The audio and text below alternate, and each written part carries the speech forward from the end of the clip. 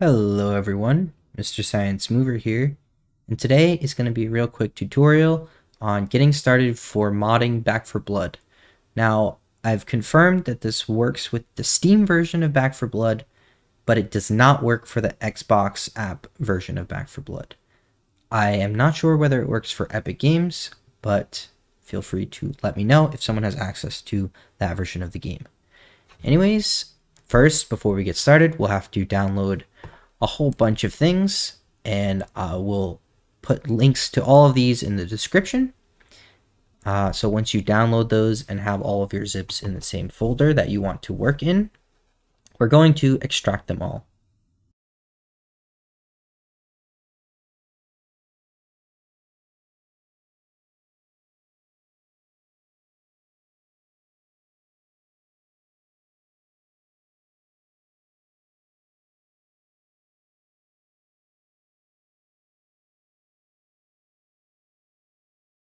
So I've extracted all of the zip files and deleted the originals.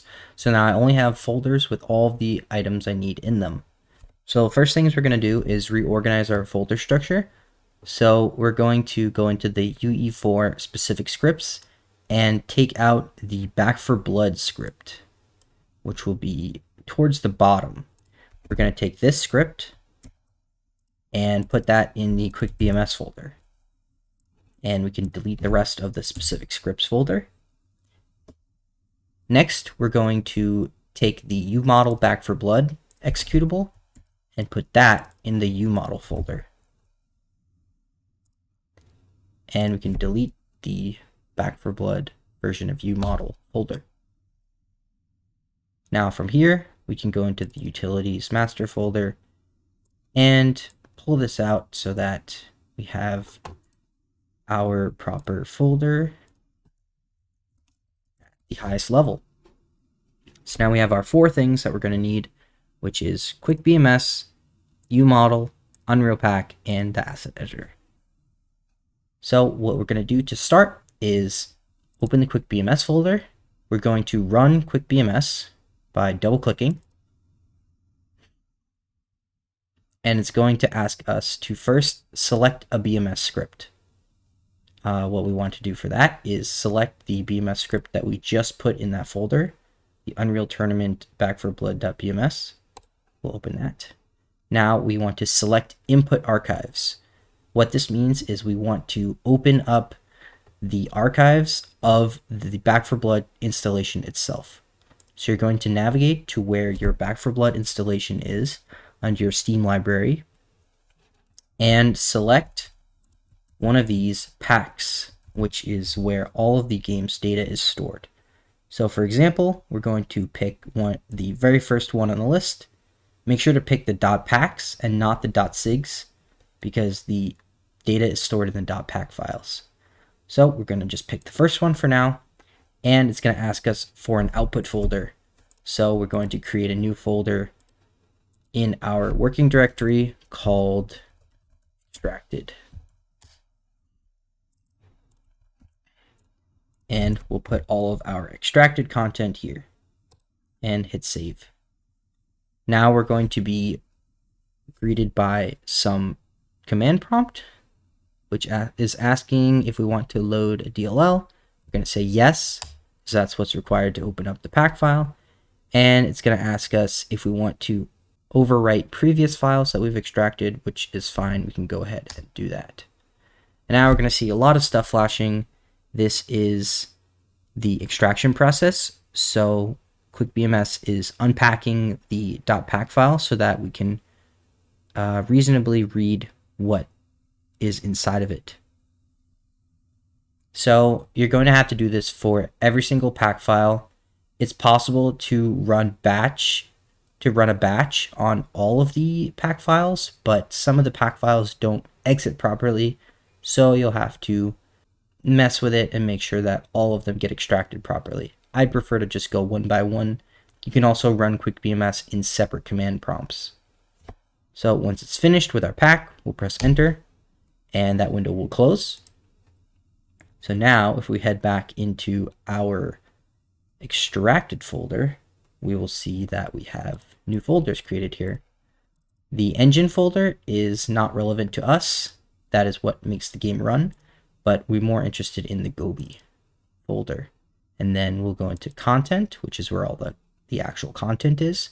And you can see in the first pack file, we already have maps, pipeline caches, profanity filter, and water sim. So we can look around in the profanity filter and we'll see English strings, and we can see what strings are explicitly banned in the chat. So you can see some of these are not so good words, but that is the profanity filter itself that we just extracted. We have some maps here, which is the main menu. And once you're done extracting all the packs, we should extract them all to the same folder, and your content folder should be all filled up. Now, once you have all of your extracted content in your extracted folder, we can go ahead into Gobi and content, and you should see the following. There's going to be a lot of folders, a lot of data, but what we want is within these folders somewhere. So depending on what mod you want to make is going to determine what you need out of these folders, but I'd recommend just having all of them accessible. So the first thing we're going to do is open up the folder where we want our mod to be. So if we're going to say, for example, make our character jump higher, so that would be under characters, under heroes, because it's our main character. It's going to be under base hero because it'll affect everyone. And we'll find this hero blueprint asset. Now, right now, this asset is in a form that is unreadable for us, but what we can do is use the asset editor to open this file. So we're going to run asset editor.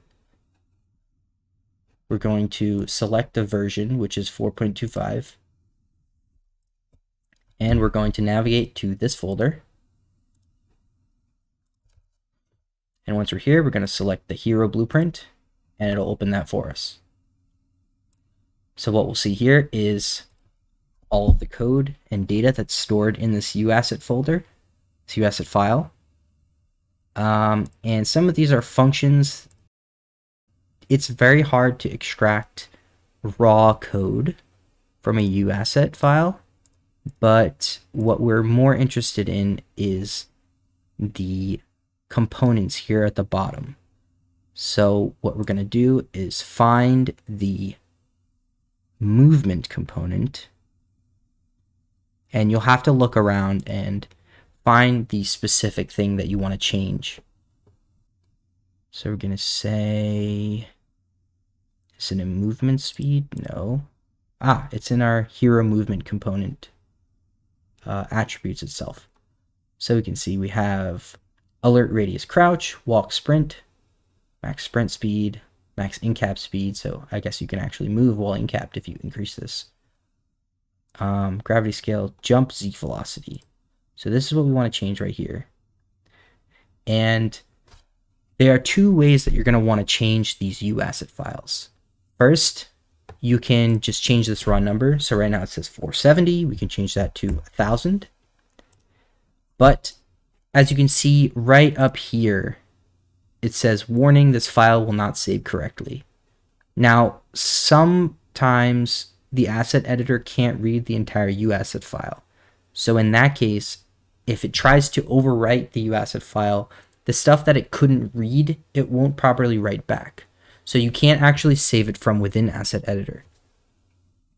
But what you can do is open a program like HXD, which I will also link in the description, and modify the bytes themselves. So what we're going to do is open up the UEXP file next to the uasset file. Now, this might seem a little complicated, but bear with me, and you'll see where I'm going with this. So we'll open the UEXP file, and we're going to see a whole bunch of bytes, which means absolutely nothing right now. But we see that our jump z velocity is at offset 32697. So we're going to just copy this right here, 32697. And under search, we'll hit go to decimal offset 32697. And we jump right to this byte right here. Now we know that our jump z velocity is a float, which means it'll take up 4 bytes here.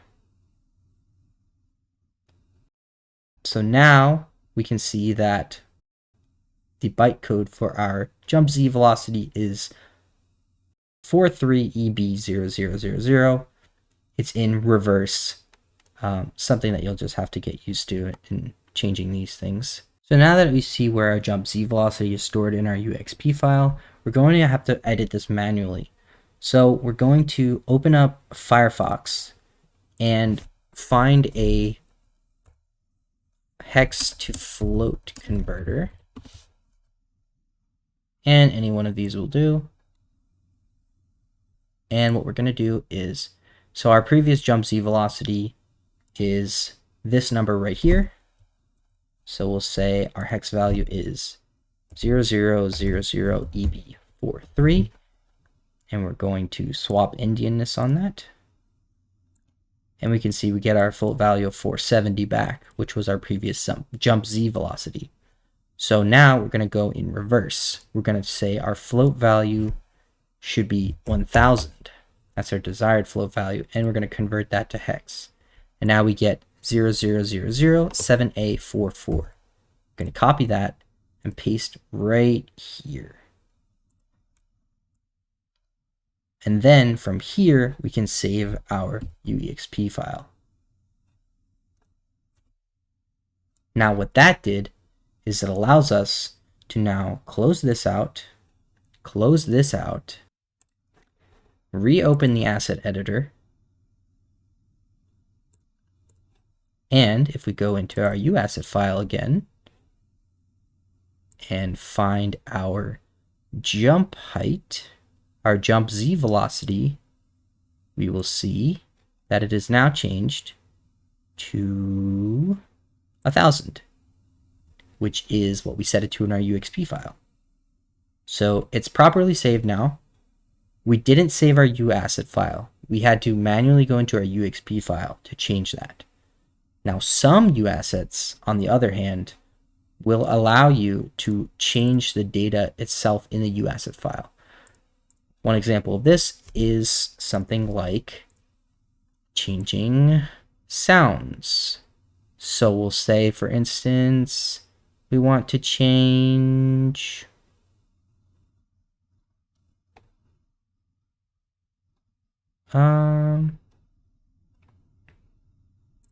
let's say we want to go into audio, tech, and we're just going to change the cues. Let's change this file real quick. So you can see that warning doesn't come up here. So if we change any of this, it'll all be saved.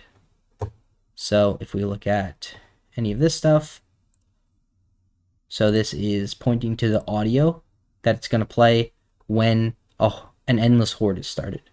So right now it's defaulted to play on horde started, which is the default horde audio, but we can change that to whatever we want later after the fact. So what we're going to do now is, now that we have our edited file,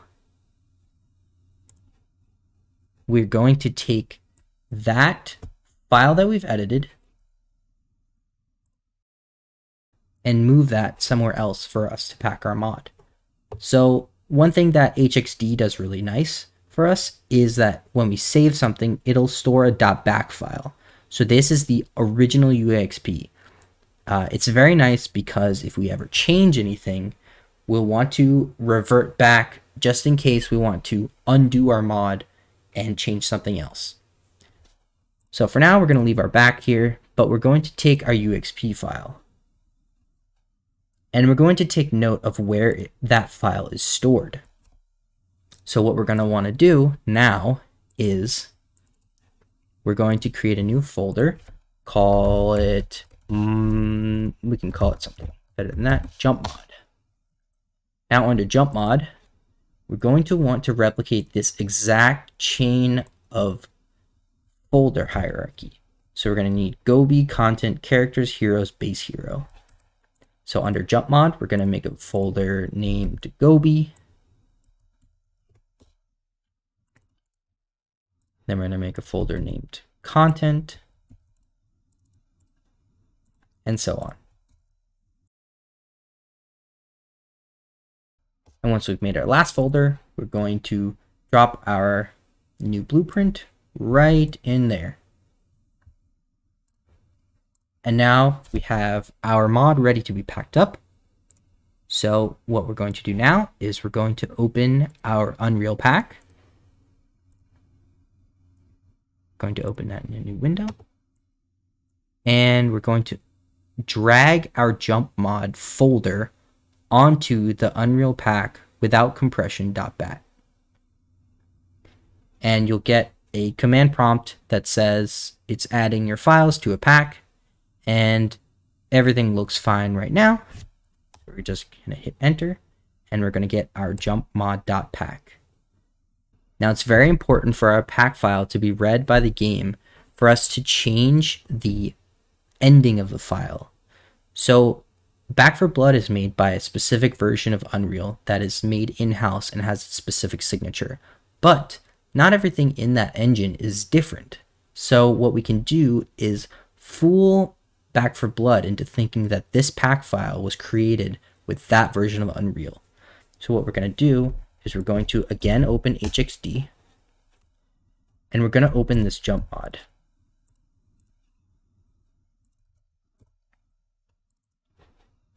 And it's going to look like a jumble of text right now, and that's fine. We don't need any of this. But we're going to scroll all the way to the bottom.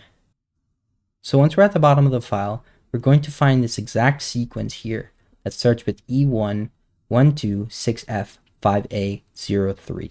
Now that tells us what version of Unreal this pack was created with. What we're going to want to replace it is with this long string of numbers, which I will leave in the description section for you guys to just copy. So what we're going to do is select those 5 bytes and then select paste insert. And the bytes we just inserted should turn red. And then we're going to hit save. So now we can close that. And again, HXD has provided us with a .back, which is nice, but we don't need that. So we're going to have to take this pack and rename it so that it's properly read by Back 4 Blood. But first, we're going to move it to our Back 4 Blood installation. So back to where we found the original pack for extraction, we're going to paste this into this folder. So we're going to scroll down all the way to the bottom and find the last pack, which is pack chunk 90. Take that name and name our jump mod to that plus _p so that it's the last file in the list. Now we're going to have to give it a corresponding signature. So we're going to just copy the pack chunk 90 signature and rename that so that it matches exactly the _p we just created. The _p means that it's a patch to a previous pack chunk. So we need that to tell Back 4 Blood that this needs to be loaded last. So now that we have our pack, we can fire up Back 4 Blood and we'll see what happens. So now our game is loading, and this is the scariest part of modding this game, is waiting for the loading screen and making sure that our mod is read properly. So we're going to see 3 loading screens before we know that we're good. The first one is this Back 4 Blood screen with the loading icon in the bottom right. Once we get past this screen, we'll see the warning for epilepsy, and it's possible for the game to crash on this screen. So if you make it past this screen, then you're not out of the woods yet, because you have one more screen to pass. And if your mod is not working, then it will crash on this screen.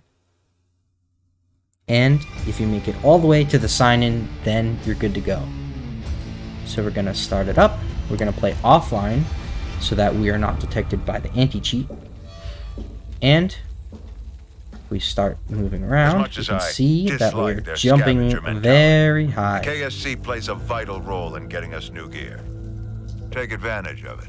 And this should persist if we start a campaign run Let's start a new run right from the beginning. And we're going to actually be able to jump very high in normal gameplay.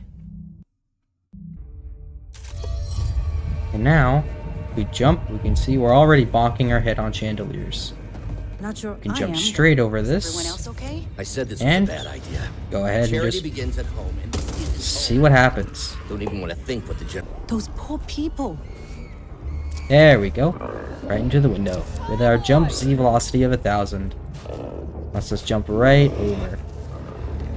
God, we thought we were the only ones left. You've probably never seen this Really line need some before. assistance. We're pinned down in the old...